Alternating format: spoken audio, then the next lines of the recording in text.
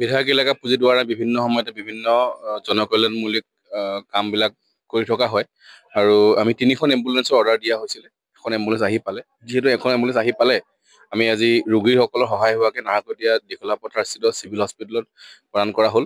যাতে আমি দেখা পাইছো 108ৰ ষ্ট্ৰাইক চলি আছে বা 108লৈ মানুহ সমস্যা হৈ আছে, যাতে সেই সময়ত ৰোগীসকল আহিলে ৰোগীসকলৰ ব্যৱস্থা কৰিব লগা, ডিব্ৰুগড় যাব লগা হয়, যাতে AMC ৰেফাৰ কেছবিলাক যাতে আমি সেই সুবিধা কৰি দিব পাৰোঁ। আজি বিধায়ক পুঁজিৰ পৰা এখন এম্বুলেন্স ইয়াত প্ৰদান কৰা হ'ল আৰু আগন্তুক 2খন এম্বুলেন্স আহিলে আমি আৰু 2খন দুটা অঞ্চললৈ নাহৰণি মাহমৰাৰ ফালে এখন বা চাচনিৰ ফালে য'তেই নহওক আমি আৰু 2খন এম্বুলেন্স প্ৰদান কৰা হ'ব, যাতে সকলো ৰোগীৰ সুবিধা হয়। আমি আজি বিধায়ক পুঁজি পৰা এখন এম্বুলেন্স, বিধায়ক এলেকা পুঁজি দ্বাৰা বিভিন্ন সময়তে বিভিন্ন জনকল্যাণমূলক কামবিলাক কৰি থকা হয় আৰু আমি 3খন এম্বুলেন্সৰ অৰ্ডাৰ দিয়া হৈছিলে। এখন এম্বুলেন্স আহি পালে, যিহেতু এখন এম্বুলেন্স আহি পালে আমি আজি ৰোগীসকলৰ সহায় হোৱাকে নাহৰকটীয়া দীঘলা পথাৰস্থিত চিভিল হস্পিটেলত প্ৰদান কৰা হ'ল।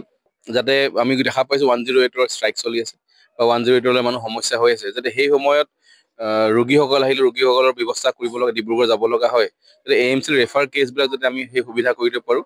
আজি বিধায়ক পুঁজিৰ পৰা এখন এম্বুলেন্স ইয়াত প্ৰদান কৰা হ'ল আৰু আগন্তুক 2খন এম্বুলেন্স আহিলে আমি আৰু 2খন দুটা অঞ্চললৈ নাহৰণি মাহমৰাৰ ফালে এখন বা চাচনিৰ ফালে য'তেই নহওক আমি আৰু 2খন এম্বুলেন্স প্ৰদান কৰা হ'ব, যাতে সকলো ৰোগীৰ সুবিধা হয়। আমি আজি বিধায়ক পুঁজি পৰা এখন এম্বুলেন্স। যিকোনো খবৰৰ বাবে যোগাযোগ কৰক 7099017330 লগতে 7099017110 নম্বৰত।